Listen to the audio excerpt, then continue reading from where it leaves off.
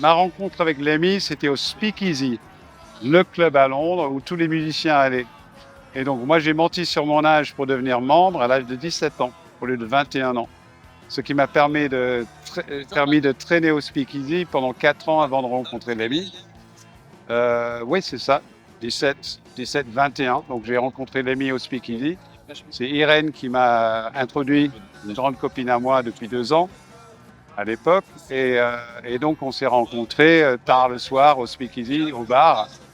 Et il a commencé à me poser des questions sur c'est quoi tes influences musicales, qu'est-ce que tu aimes?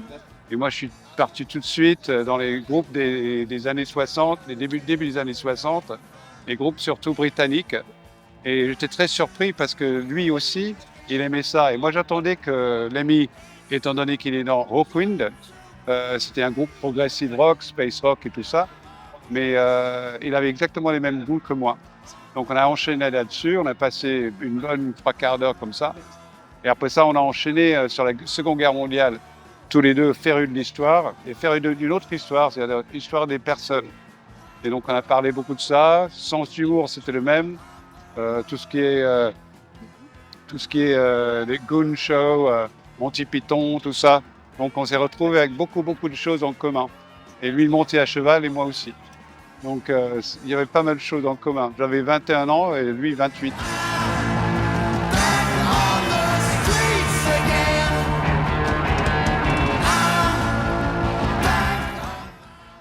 Ouais.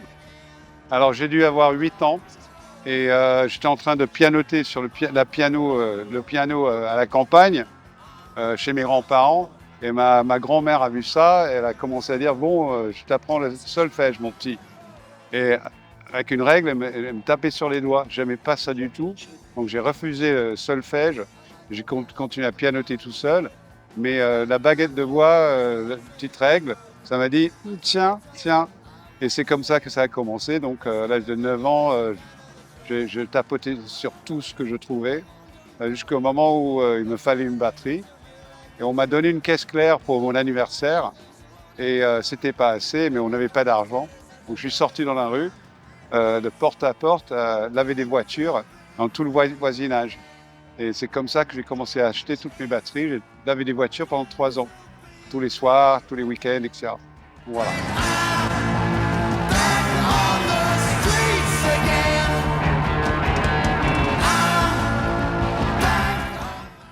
Ah bah déjà un mot, passion, passion.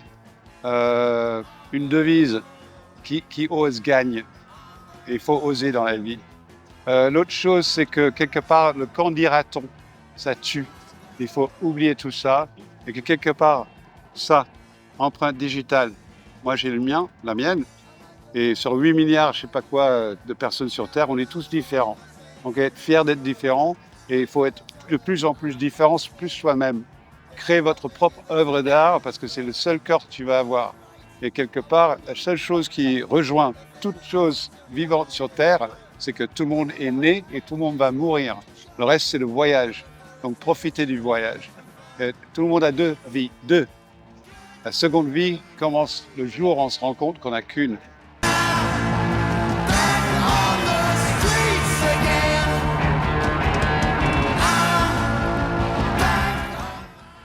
Bah, déjà, la maison hantée, je suis grand fan de ce lieu. Je suis venu il y a quelques années. Je venais à Marseille, j'adore Marseille. Je venais tous les 2 semaines à Marseille pendant 11 ans. Donc je connais bien Marseille, j'adore Marseille. Ça me tardait d'être ici. Et Maison Hantée, ça fait partie des pubs mythiques de Marseille que j'adore. Et Yann, qui va être là tout à l'heure, qui vient de prendre sa retraite apparemment. Et j'adore ce lieu. Et donc, monter cette histoire autour du fait qu'on va faire le bouquin. Donc, le bouquin est sorti le 24 avril de mémoire. Et apparemment, je suis en tournée un peu partout en France et aussi en Belgique. Et donc, ça, c'est la version française. Je l'ai écrit en français, qui est la langue, pas seulement d'adoption. J'étais au lycée français, donc j'ai la même éducation que les Français, mais à Londres. Et à Londres, dans les années 60. Les années 50, c'était en noir et blanc. Et l'explosion de couleurs des années 60, c'était le Swinging London, qui était immense, immense. avec un mélange de toutes les classes sociales, surtout la classe ouvrière, qui pour la première fois de l'histoire sont devenus des stars, et la création de la classe ouvrière est devenue mythique. David Bailey en photographie, Mary Quant en mode, tu fais toute la liste, les Animals, House of the Rising Sun, les Beatles qui étaient classe ouvrière, Stones un peu moins classe ouvrière, mais quand même, et après ça, Them de l'Irlande du Nord, c'était que la classe ouvrière. Donc il y avait ça, plus le féminisme finalement, qui est que de l'égalité homme-femme. Hein. Ne vous trompez pas là-dessus. C'est pas une histoire de fanatisme, c'est une question d'égalité. Et les femmes, putain, elles ont été dominées par l'homme depuis 2000 ans quelque part. Et avant l'ère chrétienne, il y avait beaucoup de matriarchie, pas seulement des patriarchies. Donc quelque part, soigner tout ça parce qu'on a besoin de femmes pour arrêter des cons ridicules aux États-Unis et tout ça. Il faut qu'on ait plus de femmes dans la politique, plus de femmes dans le pouvoir et payer-les décemment.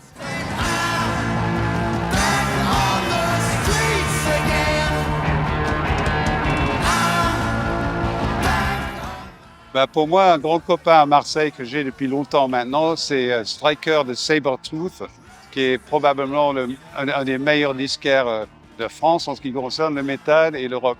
C'est un vrai expert qui a une très bonne oreille en plus. Il sait juger un bon mix ou une bonne gravure. C'est vraiment une personne exceptionnelle. Et donc c'est Striker qui, grosso modo, a organisé avec la Maison Hantée, parce que moi je voulais vraiment qu'on fasse un truc ici. Plus à la Fnac Marseille où je suis samedi, et plus entre-temps, je vais chez Striker, chez Sabertooth, ça c'est demain. Donc j'avais vraiment envie de faire tout ça. Et aussi, puisque j'adore Marseille, et je trouve que Marseille c'est une ville sous-estimée, une Marseille très musicale comme ville. Et Marseille me fait penser à New York dans les années 80. C'est génial, j'adore Marseille.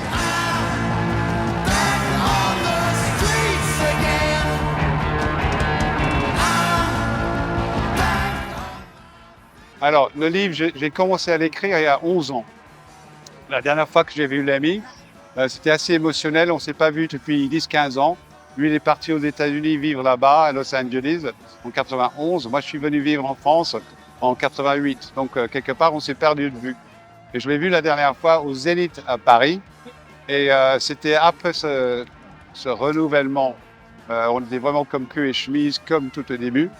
Et après ce renouvellement, j'étais au pied de mon lit et tout d'un coup, je me rends compte qu'il y a des mémoires qui commencent à sortir entre mes pieds et partir dans le vasistas, comme on dit, le Vélux au-dessus de ma tête. Mais c'est des hologrammes de mémoire avec tout le détail en couleur, etc. Donc, c'est un peu comme... c'est des capsules mémoire que je travaille. Je te donne un exemple. Si une femme passe devant moi portant Chanel numéro 5, tout d'un coup j'ai 7 ans et je vois ma mère, c'était son parfum, en robe de bal qui va sortir avec mon père. Et tout d'un coup je regarde autour et j'ai tout le détail du salon à l'époque, quand j'étais petit. Enfin, donc j'ai commencé à travailler ça dans le sous-conscient. Et je me suis rendu compte que chaque mémoire, c'est une capsule mémoire qui a les odeurs, qui a le regard avec les couleurs. Et si on travaille vraiment ça, on trouve beaucoup de choses. Donc après ça, j'ai commencé à retranscrire ça. Et depuis que j'ai vu l'ami, j'ai commencé à juste faire une phrase par histoire. Et ces phrases sont devenues les têtes de chapitre du bouquin. Après ça, j'ai fait 98 interviews avec les personnes qui étaient là-bas. Merci Facebook. Ils m'ont beaucoup aidé à trouver plein de gens qui étaient là-bas à l'époque, dans les concerts, le barman du Marquis, le fils du patron de Henneke's, qui était le pub où on allait tous à Notting Hill, où il y avait... Notting Hill, c'était le quartier avec le plus de groupes formés au monde et le plus de densité de musiciens au monde à l'époque, les années 60-70. Donc c'était un quartier très dense, magnifique, avec un bloc comme ça de, disons, 100 mètres, on avait 600 squats. C'était génial, c'était absolument génial. Et donc ça m'a permis aussi de vivre une vie sans énorme succès. Hein. J'ai pas de disque d'or, j'ai pas fait des tournées pendant 40 ans, non. Mais j'ai fait plutôt ce que j'ai voulu faire. avec les groupes avec qui je voulais jouer. Et c'est ça qui m'importait beaucoup plus que le succès quelque part. Et donc, on peut dire que j'ai pas très bien réussi, mais bon, moi j'ai réussi ma vie parce que j'ai fait ce que j'ai voulu faire, qui revient à la passion. Donc, soyez passionnés, qui ose gagne. Je vous embrasse bien fort, toutes et tous. Prenez soin de vous.